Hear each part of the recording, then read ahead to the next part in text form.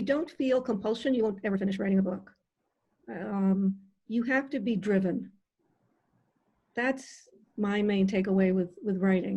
You have to be driven to write, and once you start writing, you can't stop because it has its own motor, so that writing begets more writing, and you can't stop thinking about it, and you keep going at it.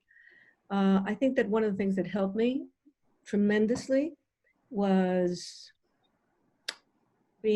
my training as a therapist, as a psychoanalyst, because it's a very long training. I was in analysis for 10 years, not an easy process.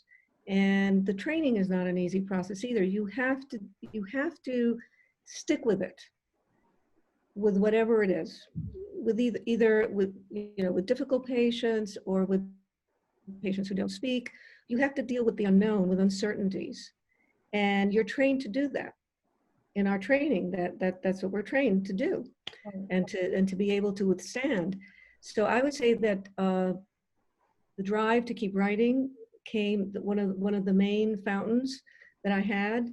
The well came from my past experience as a psychoanalyst, my training as a psychoanalyst, and I think also the example that I saw from my parents. I think that was another thing that helped me to keep up the compulsion. My mother was driven. She became a doctor when she had me in Mexico, hardly knowing the language. And then she had my brother, and she kept studying, and she became a psychiatrist. My father, he wrote more than 40 books, and he had 6 wives and 9 children and many lovers.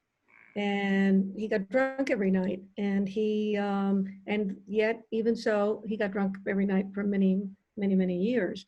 He traveled. He went to colleges, talking of his books. He did,